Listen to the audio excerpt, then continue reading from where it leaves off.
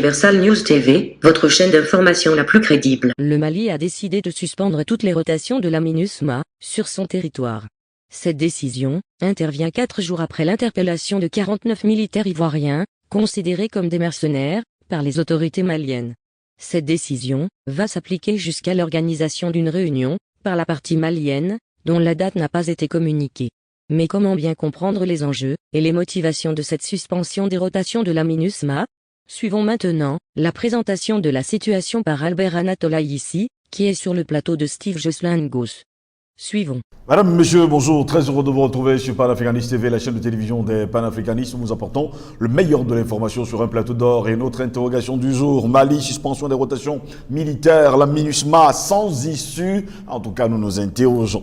Le gouvernement de la transition du Mali a décidé jeudi de suspendre toutes les rotations de contingents militaires et policiers de la mission multidimensionnelle intégrée des Nations Unies pour la stabilisation au Mali, la MINUSMA, y compris celle déjà programmée ou annoncée, et ce pour des raisons de sécurité nationale. L'information a été annoncée par le ministère malien des Affaires étrangères et de la coopération internationale. Le ministère malien des Affaires étrangères a d'abord informé la MINUSMA que dans le cadre d'une gestion efficiente de la rotation des effectifs des contingents militaires et policiers déployés au Mali au compte de la force onusienne, la partie malienne prévoit l'organisation d'une réunion de coordination entre les structures maliennes concernées et la MINUSMA. Le ministère malien précise que cette rencontre vise essentiellement à dégager un plan optimal permettant de faciliter la coordination et la réglementation de la rotation des contingents opérant au sein de la MINUSMA, a d'ailleurs indiqué le communiqué. Ainsi, dit-il, le ministère informe la MINUSMA qu'avant la tenue de la dite rencontre, ainsi que pour des raisons liées au contexte de sécurité nationale, le gouvernement du Mali décide de suspendre à compter de ce jour toutes les rotations de contingents militaires et policiers de la MINUSMA, y compris celles déjà programmées ou encore annoncées.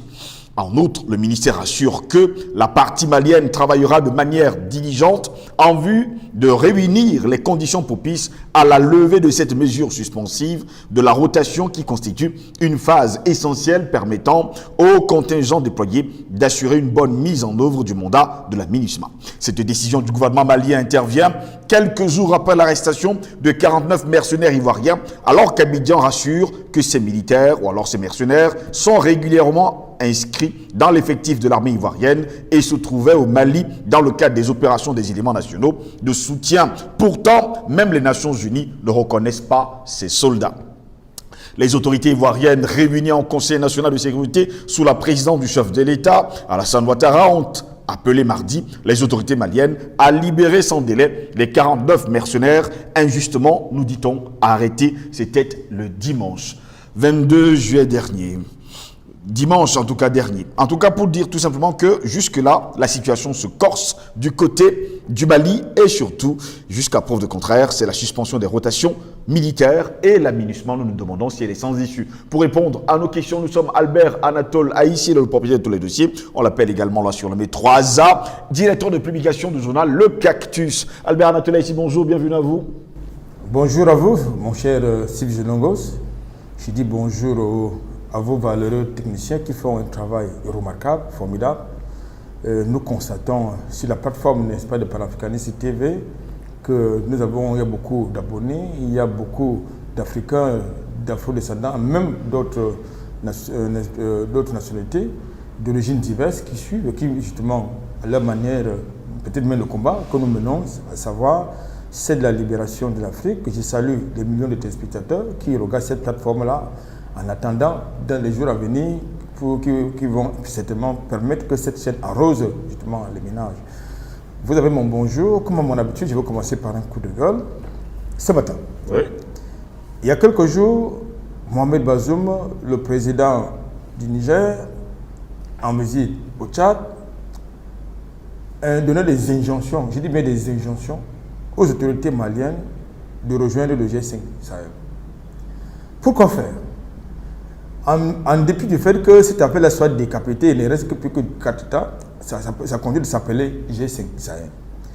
Pour quel résultat si le Mali intègre cette affaire-là, qui depuis plusieurs années n'a apporté aucun résultat positif? Bien le contraire. Et puis, la posture de M. Bazoum vis-à-vis des intérêts des Africains, du continent africain, ne suscite guère aucune confiance pour qu'on puisse croire qu'il est un allié pour l'Afrique et pour les Africains. Dès lors qu'il a choisi d'être la base arrière, n'est-ce pas, de la militarisation du continent africain par des organismes d'occupation étrangères, je pense que, comme nous avons l'habitude de le dire, il faut que le Mali regarde ailleurs qu'au Sahel. Merci pour l'invitation. Très heureux de vous avoir, Albert Anatola, ici. J'allais vous poser justement la question de savoir si Mohamed Bazoum est devenu le roitelet de la France. Mais bon, c'est un autre sujet. Celui qui nous intéresse ce matin, c'est le Mali, la suspension des rotations militaires, la MINUSMA sans issue. Vous avez suivi de bout en bout cette information. D'après vous, votre réaction? Ma réaction est toute simple. Savoir que les autorités maliennes suivent le vent de l'armatan noir panafricaniste. Oui. Nous allons placer les événements dans leur triple contexte. Je parle des événements relatifs à l'interdiction par les autorités maliennes des rotations militaires de la MINUSMA, des forces militaires et policières sur le territoire et dans l'espace aérien malien. Premier contexte. Vous l'avez d'ailleurs indiqué dans votre introduction que ces décisions interviennent dans un contexte où 49 militaires ivoiriens débattent sur le territoire malien, oui, sans droit ni titre, sans autorisation, dans l'optique de venir assurer la sécurité en territoire malien d'une base logistique d'une autre force d'occupation étrangère à travers la SAS, la Salle Aviation Sécurité et Services. Deuxième contexte, le départ justement de Barkhane, la démobilisation de Barkhane vers le Niger voisin, et nous nous rappelons, il nous souvient que cette force d'occupation étrangère est alliée, pas de Barkhane, Takuba et les autres, depuis leur présence, depuis bientôt 10 ans au Mali, au Sahel d'une manière générale. Tout à l'heure, je l'ai indiqué dans mon coup de gueule, on n'a pas vu aucun résultat positif. Bien au contraire, la situation sécuritaire s'est totalement dégradée. L'autre contexte, qui est le troisième, nous allons du côté de l'ONU, où Paris a introduit une résolution pour demander au Conseil de sécurité de continuer d'exister sur un territoire malien, non seulement à travers la MINUSMA, mais à travers la troisième dimension, c'est-à-dire soutenir la MINUSMA avec ses aéronefs. Or, il est clair que Paris a décidé de manière unilatérale d'abandonner les Maliens à leur triste sort, trahissant ainsi leurs engagements qui sont pris initialement, c'est-à-dire venir combattre le terrorisme au Sahel. Et nous avons malheureusement constaté que cette force n'est jamais venue au Mali dans le cadre de cet engagement. Bien au contraire, ils sont venus faire autre chose, ils sont venus non pas pour jouer un rôle militaire opérationnel, mais ils sont venus jouer un rôle politique.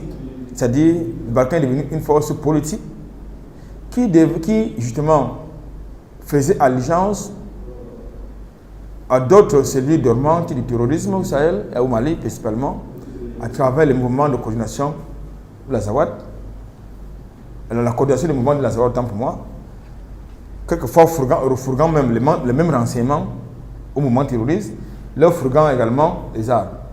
Donc, de ce point de vue, lorsque vous avez donc la MINUSMA qui est à sa tête un général d'armée d'origine française, vous comprenez donc que la France est partie, mais elle est restée. Elle est toujours présente, justement, en territoire malien. Dès lors que la situation sécuritaire du territoire des Maliens est mise en jeu, il est important que les autorités maliennes prennent leurs responsabilités. Je voudrais quand même préciser, n'est-ce pas, pour rappeler qu'aujourd'hui, si nous sommes dans le contexte géopolitique actuel, l'Union européenne, Paris, l'OTAN et les États-Unis arment l'Ukraine au nom de la souveraineté de l'Ukraine.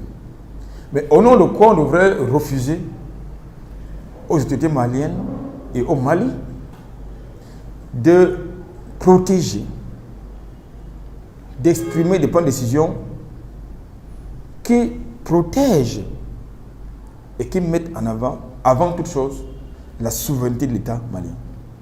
Donc, comme je l'ai dit, on ne peut pas accepter d'un côté le principe de souveraineté, parce qu'il s'agit de l'Ukraine, à qui on fourgue nourriture, argent et armes, et de l'autre côté, parce qu'il s'agit des Noirs qui sont pris avec beaucoup de mépris et de condescendance, leur refuser le principe de souveraineté qui est admis et accepté de l'autre côté. Donc je pense que dès lors, comme j'ai l'habitude de le dire, nous sommes dans le combat, et ce combat doit être global et total.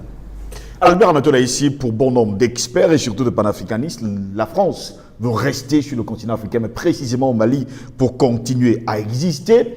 Jusqu'à preuve de contraire, nous le savons également, le Mali n'était plus d'accord de recevoir la MINUSMA sur son sol, mais c'est la France qui a introduit auprès des Nations Unies justement cette requête pour une année de plus sur le sol malien. On parle bien sûr de cette MINUSMA. Je voudrais vous rappeler, nous sommes, je pense, si mes souvenirs sont exacts, Oui. entre 2019 et 2020, Jupiter, dans sa condescendance et arrogance habituelle, dont il est coutumier, convoque Manu Militaire, Ibrahim Boubacar Keïta, qu'il utilisait comme un simple arbre, Idriss Déby Itno de regretter mémoire, Mohamed Bazoum, le caniche en service, et les autres à Paris pour qu'ils s'expriment s'ils ont encore besoin, si vous avez besoin ou non du soutien de l'intervention française au Sahel. Naturellement, ça c'était un discours devant les camarades. Il y en a qui n'avaient pas le courage de dire non à Paris parce que vous avez fait des promesses non tenues, vous avez pris des engagements non tenus, on n'a plus besoin d'Afod Bakani allié au Sahel. Basta. Mais quelques années plus tard, il y a une révolution de la rue qui dégage Ibeka parce qu'il n'a plus l'envergure pour mériter la confiance des Maliens. Et puis, je ne sais pas, la transition actuelle qui demande justement à Paris que tu as demandé, hier, tu demandais si nous avons encore besoin de vous ou non. Nous disons que nous n'avons plus besoin de vous, nous répondons à la question. À votre question qu'on n'a plus besoin de Barkhane sur notre territoire, on n'a plus besoin de vos alliés sur le territoire malien, ça devient un problème. Vous avez entendu un discours diplomatique entre guillemets, discourtois, arrogant, condescendant, méprisant à l'encontre des autorités maliennes. Je parle du narratif de Macron, je parle du narratif du criminel qui s'appelle Jean-Yves Le Drian. Vous avez de ce que vous avez appelé Florent Parly. Vous avez eu le mépris qui les caractérise habituellement et qui a été porté par ces lugubres personnages à l'endroit du peuple malien, à l'endroit des autorités maliennes. Vous avez suscité une problématique, on n'a pas la réponse attendue, ça devient un problème. Deuxième épisode, ils vont à l'ONU comme d'habitude, parce que c'est le continent africain, les 15 pays africains qui servent des rampes géopolitiques et diplomatiques à la France pour mettre sa place au Conseil de sécurité. Et justement, Paris se pavoise donc de cette place-là, de ce privilège, pour introduire une résolution demandant non seulement la prorogation du mandat de la MINUSMA, mais en même temps le soutien aérien par les avions de Barkhane sur le territoire malien. Naturellement, le représentant permanent de l'État malien au Conseil de sécurité a dit non.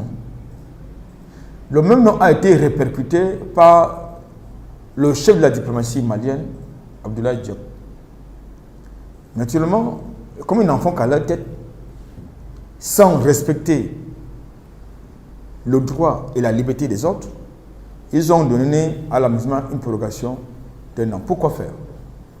Donc moi je pense qu'aujourd'hui, la décision qui a été prise de suspendre toutes les rotations de l'aménagement au Mali est salutaire parce que ça permet de contourner justement l'imposture qui s'est opérée au Conseil de sécurité. Nous savons aujourd'hui une chose, et c'est clair, pour tous les panafricanistes du Sud, que l'ONU, à travers ses différents démembrements, est une organisation mondialiste qui ne gère que les intérêts des puissances occidentales et non les intérêts des pays africains. C'est pour cela que lorsque vous avez une opération militaire spéciale qui se déroule en territoire européen, ça leur pose un problème parce qu'habituellement, ils étaient habitués à créer les guerres chez les autres et de préférence à des milliers de kilomètres de chez eux. Quand je l'ai dit, et pour revenir à votre question, je pense qu'aujourd'hui, l'aménagement, après le refus des autorités maliennes, du peuple malien, dans sa majorité, sa très large majorité sa présence est devenue illégale et illégitime. Dès lors, et au regard des questions de souveraineté que nous avons évoquées, des questions de sécurité nationale, je crois que lorsque un chef d'État prend la responsabilité d'occuper le siège présidentiel, oui, il a deux missions essentielles. Préserver l'intégrité territoriale de son pays, assurer la protection, je veux dire la sécurité de son peuple. Je crois que les autorités maliennes sont dans leur rôle. N'en déplaise à ces pleurnichards, n'en déplaise à ces amplificateurs de notre genre, n'est-ce pas, de notre époque, mais les faits sont là. L'aménagement, avec toute la logistique que vous connaissez, n'a pas pu tuer un seul terroriste au Mali, ni au Sahel, et elle est là depuis plusieurs années.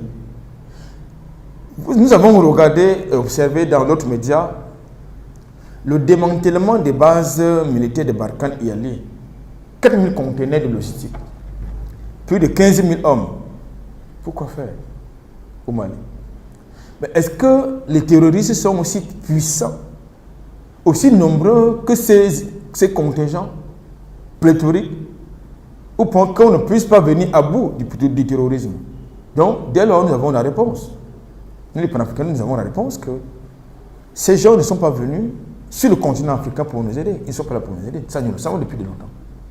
Ils ne sont ni au Sahel, ni au Mali, pour aider le Mali. Bien au contraire, ils sont là pour recoloniser nos États, piller nos richesses, et bien évidemment organiser des conflits armés, des coups d'État, parce que c'est dans le cafouillage, c'est le cafouillage qui justifie leur présence. Et pour justifier leur présence, il faut faire ce qui a voté le 10 juillet dernier, à savoir une tentative de coup d'État, une énième tentative de coup d'État. Parlons justement d'une énième tentative de coup d'État, Albert Anatole. Ici, depuis justement les grandes décisions des autorités maliennes, il est dit, et je suis sûr d'ailleurs du côté de la géopolitique mondiale, aux Nations Unies, le G8 et surtout l'Occident tout entier, qu'il faut, on va le dire comme ça, un autre grand coup d'État pour effacer entièrement et totalement, mettre hors d'état de nuire Assimi Goïta et ses amis. Je vais dire deux choses que j'ai déjà dit dans d'autres tribunes, que je vais répéter ici. La première chose qu'ils doivent comprendre, c'est que un dirigeant oui, panafricaniste qui est assassiné par eux sera vengé. Parce que c'est révolu. L'époque où on tuait impunément nos révolutionnaires, nos dirigeants, qui avaient les velléités patriotiques, je veux dire. Ça, c'est dans les deux. Et je pense que les Maliens le savent et ils sont préparés pour ça. La deuxième chose qu'il faut absolument indiquer, c'est quoi? C'est que lorsque vous entendez que le mandat de l'amusement a été prorogé d'un an, mais c'est pour faire naturellement des choses vilaines. Vous avez été sur un territoire pendant X nombre de temps, avec toute la logistique conséquente, avec des effectifs conséquents, on ne voit aucun résultat. Pendant qu'on y est, faisons le décompte, je veux dire le bilan des différentes forces d'interposition, n'est-ce pas, des Nations Unies sur le continent africain. MONUSCO, nous sommes au Congo. MONUSCO. Alors, nous connaissons le bilan. Ça fait plus de 15 ans qu'ils sont là-bas. Pour quel résultat? Parce que 20 ans. Ça fait pour quel résultat? Rien du tout. Nous allons la MINUSCA. Ça, c'est en Centrafrique. C'est quel résultat? Zéro. Nous avons la MINUSMA au Mali. Quel résultat? Rien du tout. On a été en Côte d'Ivoire, la MINUSI. C'était quel résultat? Bon, moi, je pense qu'il faut emmener, je crois que s'il y a un pays qui a le plus besoin de forces d'interposition dans le contexte actuel, c'est l'Ukraine. Qu'ils envoient les forces d'interposition de l'ONU en Ukraine. Parce que l'Ukraine en a le plus besoin actuellement. C'est-à-dire, en dehors, justement, en plus, je veux dire, en plus de l'armement, je veux dire, du matériel militaire, de l'aide humanitaire, de l'aide financière, l'Ukraine a davantage besoin des forces d'interposition de l'ONU qui les envoie de ce côté-là.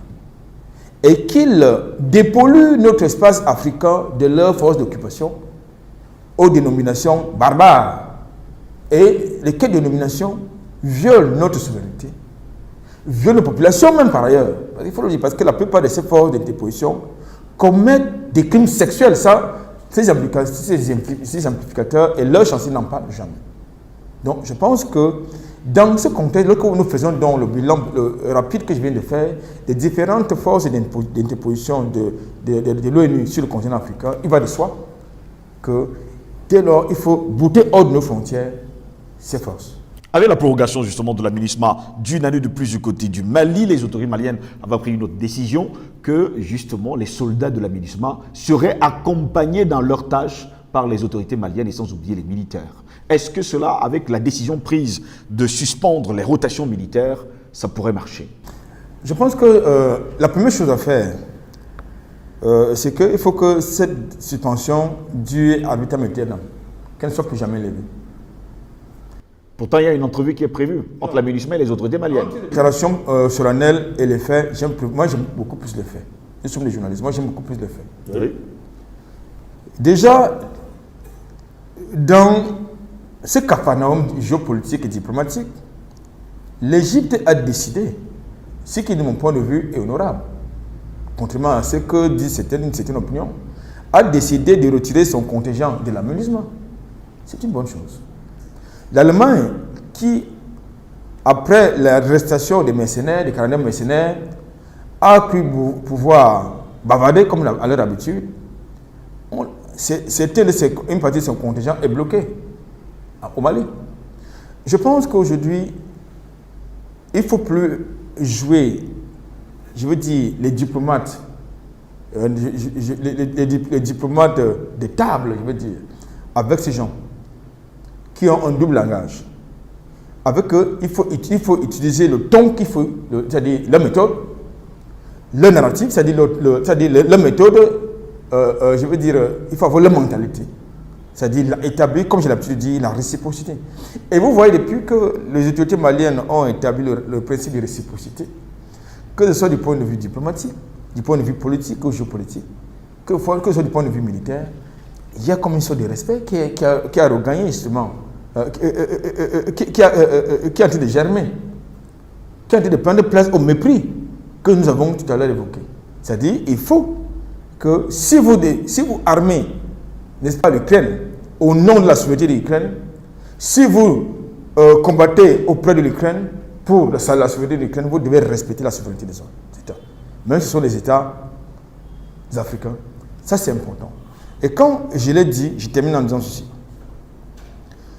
Il est clair aujourd'hui, comme je l'ai indiqué, qu'en dépit des annonces, des effets d'annonce, c'est-à-dire, il est question, de notre point de vue, c'est-à-dire qu'on déparasite nos espaces et ces bases militaires étrangères.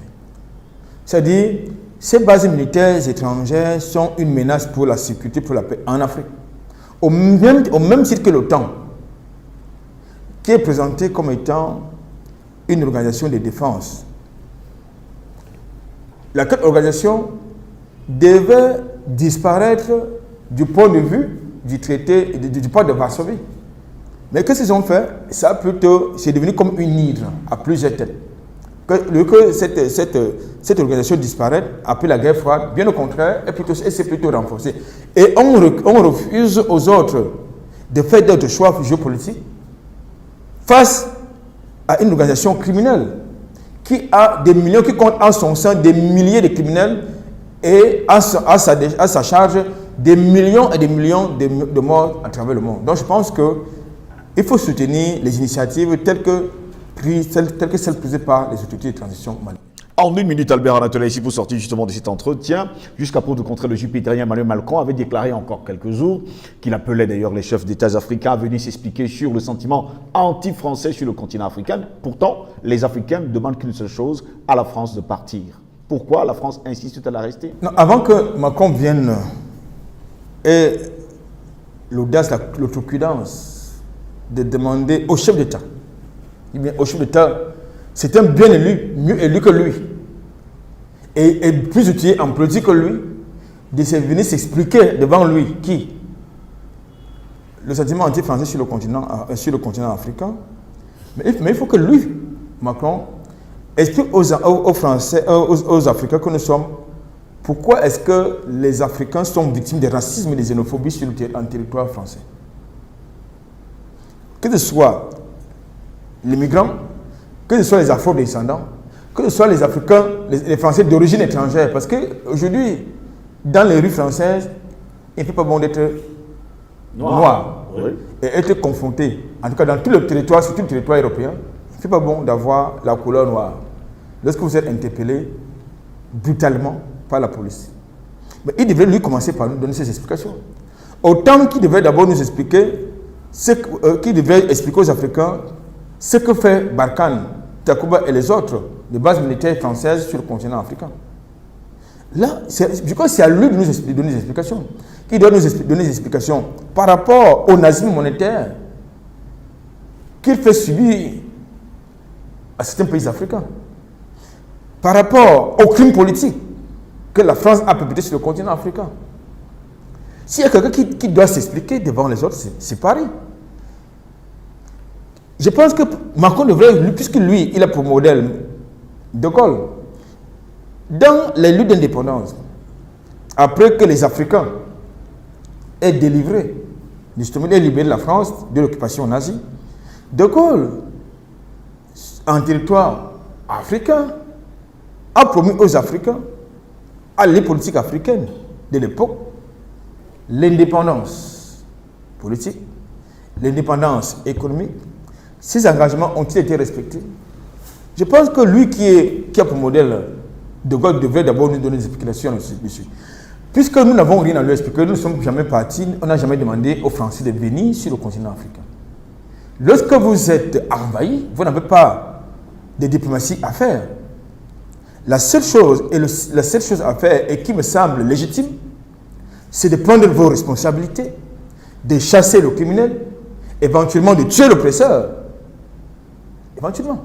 Donc, je pense qu'aujourd'hui, le continent africain, en réalité, contrairement à ce que disent les Français africains, les Africains n'ont pas besoin de l'Europe sur le continent africain. Que représente l'Europe? L'Europe, c'est 27 pays. En termes de démographie, ils ne font pas la moitié du continent africain. En termes de richesse, de potentialité naturelle, ils sont pauvres. Donc, pour terminer mon propos, c'est l'Europe qui a plus besoin de l'Afrique que l'inverse. La preuve, ils multiplient les pèlerinages sur le continent africain parce qu'ils ont besoin de l'Afrique. La preuve, ils disent que l'avenir de l'Europe, l'avenir de la France, c'est l'Afrique. Mais vous avez entendu dire, les Africains disent un jour que leur avenir c'est l'Europe ou bien c'est la France? Jamais, parce que nous savons que l'avenir, effectivement, sur le continent africain, c'est l'Afrique. Merci à vous, Albert Anatoly, ici d'avoir été de nôtre. C'est fait un plaisir. Mesdames, Messieurs, c'est ici que s'achève ce tour. Il faut rappeler que la Côte d'Ivoire avait demandé le 12 juillet la libération sans délai de ses 49 militaires arrêtés. Les autorités maliennes ont appelé lundi à une médiation du Togo, qu'il a acceptée, pour un dénouement heureux. Ici, Christine Muriel, pour Universal News TV. Merci de suivre Universal News TV sur YouTube. Nous vous rassurons que les informations que nous diffusons au quotidien sont suffisamment crédibles. Alors, n'hésitez pas à liker la vidéo si elle vous plaît, et si vous êtes nouveau sur la chaîne. N'oubliez pas de vous abonner et d'activer la cloche de notification pour ne pas rater nos prochaines vidéos.